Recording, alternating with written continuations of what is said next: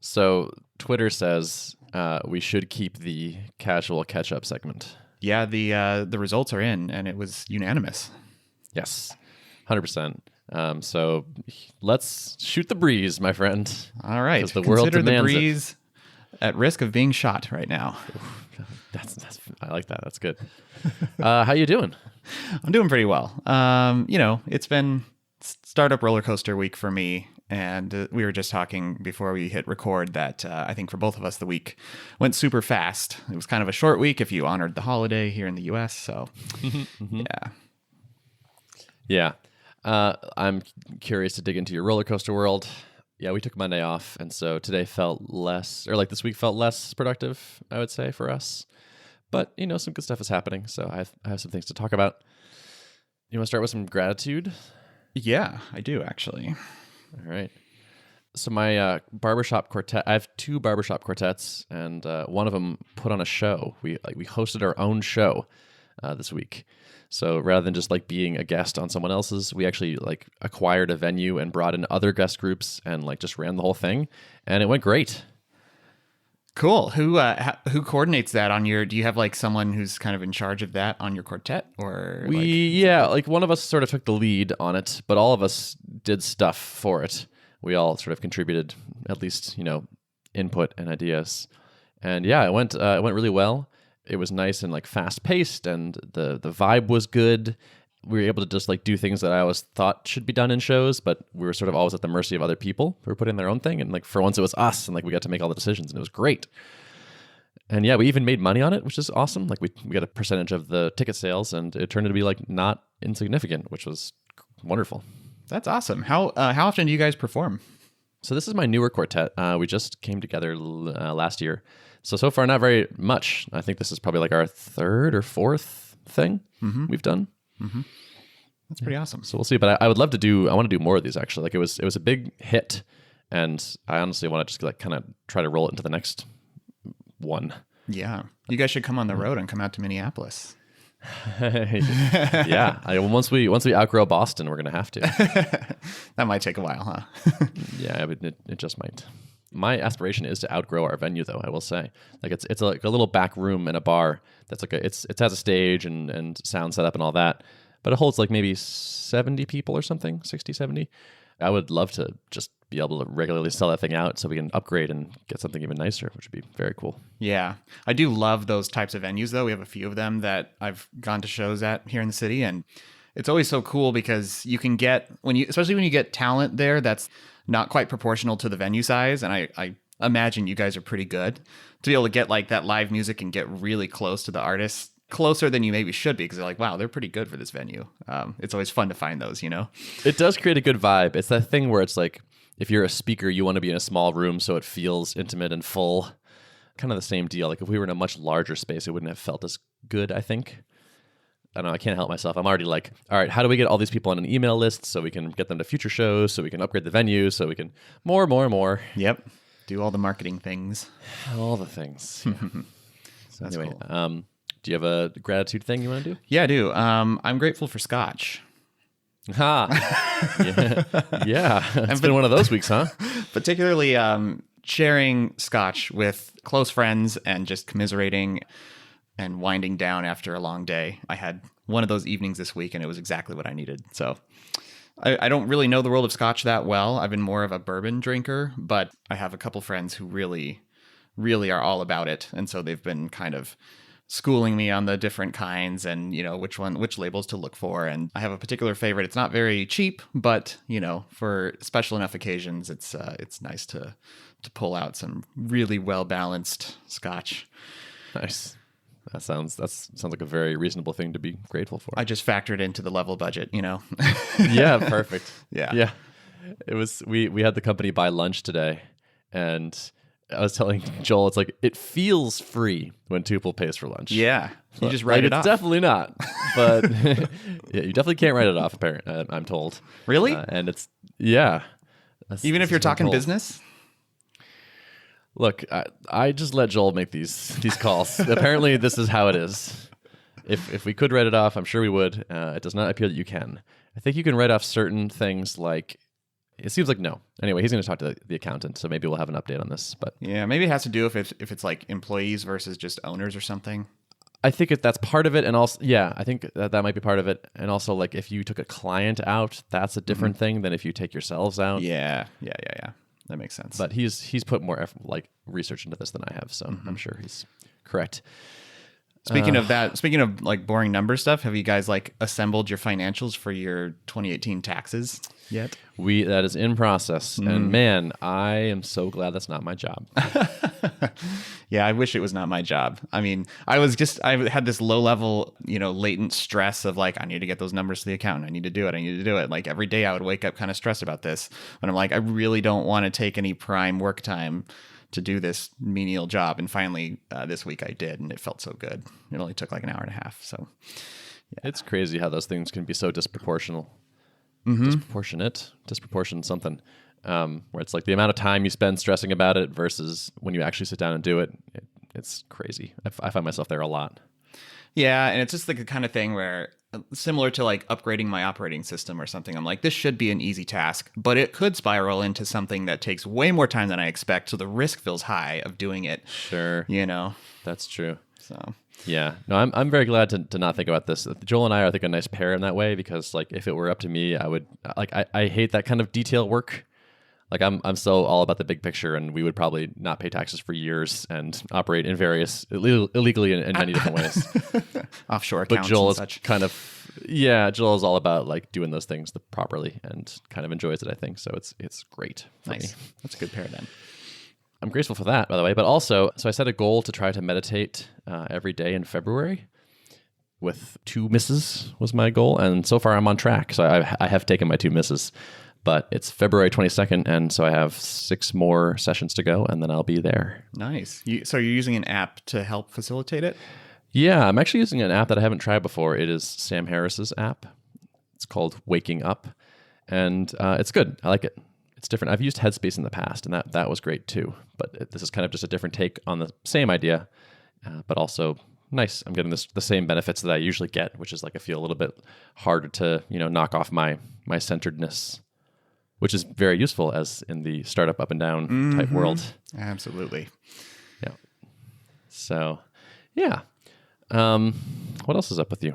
Let's see. Well, I'm grateful for Spotify surfacing new music that can kind of like help re-energize my workday. So this last week I discovered Naughty Professor. I saw you tweet that. Yeah. I'm all about that. Like, it's just, and it's funny. I find these things that like I will binge on, an album or 2 or just kind of a playlist, and then I'll burn it out.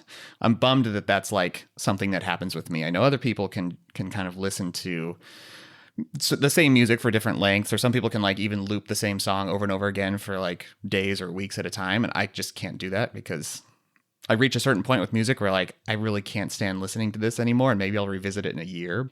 So I'm always glad when I discover something new that really like vibes with, the kind of level of energy I need while I'm cranking through tasks. I never listen to music while working, and I think sometimes I'm missing out a little bit. Yeah. Where it's like some people have like a trigger, like that becomes like a kind of way for them to get in the zone. It can get kind of frustrating managing like the music that I'm listening to throughout the day, because sometimes if I'm getting stressed out, I need like really chill music or something instrumental, or sometimes I need, higher energy music. And sometimes I get out of sync with what I need and what I'm currently listening to. And I realize like I'm getting very agitated right now. And I think it's because my music is not matching my mood. Or sometimes like I've burned out all of the songs in the certain vibe that I want to have. So I'm like, I've got nothing to listen to now. But Spotify is good at finding you new things. Yeah, I've noticed like their algorithm keeps getting better and better. So they put out like the daily mixes, which kind of looks at what you've listened to lately and then cycles in new music. And then there's like the Discover Weekly thing, which kind of steps outside the box. And I found some really, really good jams that way. So nice. Yeah. Cool. That sounds useful for you. Yep. Totally. Any other gratitude things you want to do? I think that's it for me for this week. Okay. So we took Monday off. So I had a bit of a light week, and we like went to the gym a lot, and we're kind of doing non-work things a bit this week. But I have sort of one thing that was, I think, salient I could share, which is, so we've been, the goal so far for February has been to focus on stability. One of the things we're tracking now on our KPI dashboard that we update during our retros is crash-free users in the last week. And we hit 96% this week, which was pretty great. And there were more calls than the week before, so it wasn't just like kind of a fake number. We're getting ready for March to A, onboard a good number of additional teams, but B, return to feature development. And we had a lot of debates internally, like this or that, or this is easy, that's hard, maybe we should do this. And we did the stupid, obvious, do what you're supposed to do thing of actually putting together a survey and emailing our users, our customers, and saying like, hey, which of these are interesting to you? And there was like such an obvious winner that it was like, wow, imagine if we didn't do this and built something other, that would be so dumb. Yeah. So for us, it was more than 2 people on a call. So you need to rename it to Threeple. Yeah, Fourple. Exactly. Well, actually, I mean, a tuple can apparently have any number of things in it. So That's true. Yeah. It's funny because if you'd asked me about that, I would have assumed that would be very low priority for most people. Like, it's a pair programming app. Like, when would you ever need multiple people? That doesn't make any sense. But turns out lots of people bring in extras for another set of eyes during code review, or all kinds of things. So now this sounds technically complex. Does it mean you have to seamlessly share cursors between more than 2 people, or is it just an observer? Yeah, that's a great question. And so that is actually our question, which is, okay, now we need to go back to all these people that want this and be like, okay, like, what do you think this actually looks like? Because it's not clear to me, honestly. Like, my guess is, like, if you and I were having a call and you and I could control a machine, and then we want to bring in a third observer kind of person, maybe it's okay if they don't have any control at all, in which case this is easier, still hard, but easier. Or maybe you're imagining this beautiful, wonderful, we're all collaborating, swapping off control seamlessly, beautifully kind of thing. And then it's harder. I think we did the right thing of the first step of like, okay, let's actually ask people what they want. But the next thing is like, don't just ask that. Now really make sure we understand each other, basically. It's like when I wrote that, what did you picture? And when are you going to use this and how? Yeah. And that aligns really nicely with one of my observations this week, which is like, I'm trying to be proactive at making a habit of asking better questions and always digging a layer deeper than what I assume. Because hot takes are so easy, and it's so easy for someone to just say like, this is what I want, or this is my opinion, or what I believe to be a fact about how something should work. It's easy for the person receiving that information to fill in the blanks and be like, oh, I can kind of assume why they said that or why they believe that. But then digging a layer deeper, for me, it's like happened like 3 times this week where I've gotten back information that was quite a bit different than what I assumed, and helps with the problem, especially when you're doing product development, of someone proposing a solution to a problem they have. And if you can just dig a layer deeper, you as the product designer generally have a better sense of how to approach the problem. And it may be what they suggested, or it might be something tangential that ties in with something else. And so I've just found a lot of value in doing that extra layer of digging.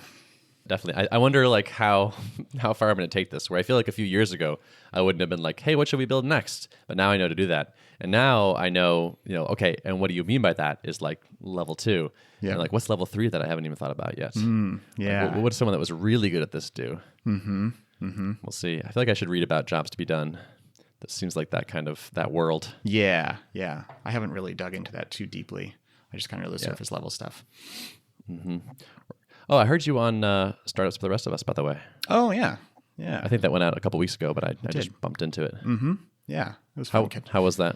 It was fun. It's nice to, I'm kind of on a cadence now, like every 6 months or so, I end up back on there to kind of catch the audience up on what's happening with Level. So, yeah, it's always fun to chat with Rob on air and kind of catch the folks up. Yeah. Do you guys like chat informally outside that much? Oh, yeah. Yeah. We keep in touch, and we're in the same city, although Winter has a way of like putting distance between people, even if you're, only a few miles away from each other, just because we're spending so much more time indoors. So I find that tends to happen when it gets really dicey outside. But yeah, we keep in touch. Do you notice a bump when you do those appearances in like signups? To be honest, I haven't, even in the last few weeks, I haven't been watching those metrics too closely. That makes sense. I'm trying to uncloud my brain as much as possible, and right now what I need to be on is like an information diet, which is still really hard to do. In episodes past, I definitely have seen a bump, so I should probably dig in the numbers at some point. Or not, because like, who cares? Yeah. I mean, I think I already know, like, eventually I will want to do more of a podcast tour type of thing. By the way, are you still doing regular appearances, and are you seeing results from that? I would say not super regular. They're intermittent. And yeah, they always seem to generate a pretty decent bump for a day or two. And people that sign up, that fill out our survey, I ask them where they hear about us. But I would say actually Twitter seems to still be like our lead channel. So like Twitter, I can Twitter for work, which is kind of great. Mm-hmm. Yep. It can be good or bad, right? Because it can also be a source of distraction. But it's like, but again, I need 100%. To be there, but it's also distracting. Yeah, no, there's a better way to do it than what I've been doing, which is just like, oh, it's work related-ish sometimes, so let me just look at Twitter whenever I'm bored. Yep. That's not the answer. So working on that. Yeah. Always a work in progress for me. Yeah, I've been trying to do a no Twitter before noon thing, and I'm doing okay at it. Most days I would say I'm doing it. Mm-hmm. Yeah, I feel like I'm at the point where I maybe need to set some kind of goal or some kind of line in the sand like that with Twitter interaction, because I get industry insights from it, and I get a pulse of what people are talking about, and so it's like a source of industry news and staying in touch and keeping people warm with what I'm doing, but it's just such a distraction, so I need to figure out how to balance that. Yeah, I think scheduling it is probably the way. Mm-hmm. Like, I do Twitter marketing type things from this time to this time. Yeah. And like the rest of the time is not Twitter time. Yeah. Yeah. Oh, yes. We have all the same problems. Mm-hmm. Mm-hmm. Same old. Yep. Dealing with the brain. Yes. Anyway, so what's been up with you for the week? I'm still on the same task that I talked about last time, which is this kind of what's turned into a longer running kind of performance overhaul, and especially helping with kind of the real-time updating of the interface type of story. It's really in high demand from my team of 10 that are still piloting the product heavily. I've been putting myself under quite a bit of stress this week to try to get that shipped, and I don't think I'll quite make it, but I'm definitely over the hump of like the hard work, but there's still quite a bit left to do. I find this is like remains to be true that my happiness is proportional to how long running the current task I'm on is. So like, and I really wanted to split this up into smaller chunks, and I did a few before I like dove into it. I was able to peel off a few small things that helped address some issues, but just the nature of this, like it involves changing a bunch of stuff in the Elm front end, and you can't really cheat a whole lot with Elm, like because the strong type system is there to ensure correctness. If it was just a kind of a loosey-goosey JavaScript application where I could like, well, this part is like not fully comprehensive, but I can go ahead and just like rework part of it and ship that, and it'll be kind of half broken in certain edge cases, and you can't do any of that with Elm. So for better or worse, I'm kind of stuck in this like in the middle of this big refactor, which honestly would be a nightmare if I was not using a typed language on the front end, I think. But it's just turned into, many days worth of work and a huge diff. So, yeah. But it sounds like it's motivated by the right reasons. Yeah, I'm so amped to get this shipped. Like it's gonna mean like as you flip between channels and your home screen and your feed of all the things you're following, like once you've loaded things once, it's going to reuse all that data cached on the front end. So it'll be instantaneous changes between pages. And I'm simplifying the way the channel view and the aggregated home view are now like using the same type of filtering. And so there's just a bunch of like things that felt kind of inconsistent and I've been getting consistent feedback from this team on like, well, what do you guys think about if I organize it this way? And I've even posted some sketched mock-ups into the feedback channel and gotten some good like feedback from them. So I'm really excited to get it shipped, and I think it's going to totally improve their perception of the product in so many ways. Totally. Yeah. It's so gratifying to actually ship stuff to people and like fix their world. because you know it's a thing you probably should work on. So like it helps you like direct yourself, and then like you get to give someone something that they wanted and like make their life better. It's like, it feels great. Yeah, it's just, again, so good to have a team that's heavily using the product. The smaller teams I had using it just weren't putting it through the same level of paces and had the same expectations of like living in this communication tool, doing a lot of back and forth. So again, gratitude once again for this team for doing this. Yeah, totally. You know, very cool. Yeah, I'm psyched to hear how they like that. Yeah, me too. We've had some improvements. Like one thing we did recently is, we think this is correctly done. We'll see, TBD. But like we've added the like proxy server support, more or less, so that if you have a restrictive firewall, you can still do a call. And so we're testing that out on staging, and we have some people that have that situation trying that out, and hopefully it'll work for them. But I was just starting to feel like. And like we're also like we shipped a new way of updating the app, so like you only get the diffs, and so like each update is really small and happens really fast, and there's like a one-click update, and like we're about to put out like a feedback button where it's like, tell us how things are going, and that just like all these little things are starting to like compound, and like it's starting to feel like this is like becoming like a pretty okay app. Like the parts that I don't like are getting smaller, and the parts that I do like are getting bigger, and it's like, wow, like I'm starting to see like, okay, this might one day like be something like really good. Eventually you can make software that's great. I don't know. People can sense the level of maturity of a product, I think, and that like lends it just credibility that's like hard to quantify, I guess. And like I've seen some feedback from folks who tried out Level early on, and in my mind, it was still like it addressed the main problems that I was seeking to address. So in that sense, I felt like it was at least a complete MVP. But like I've seen feedback since, as people have been watching updates, like, yep, Level is definitely getting better. Like it's just, there's more features for sure, but like just certain things feel right. And that only comes from iteration and getting real users using it and feedback and all that kind of stuff. Totally. Yeah. Yeah. It's nice. It feels really good to me. This is like a thing I struggle with, and I know you do too. It's just like, is the product any good? And so like starting to see these wins like kind of stacking up, and then like we shipped this like proxy server thing, and someone was like, wow, that was fast.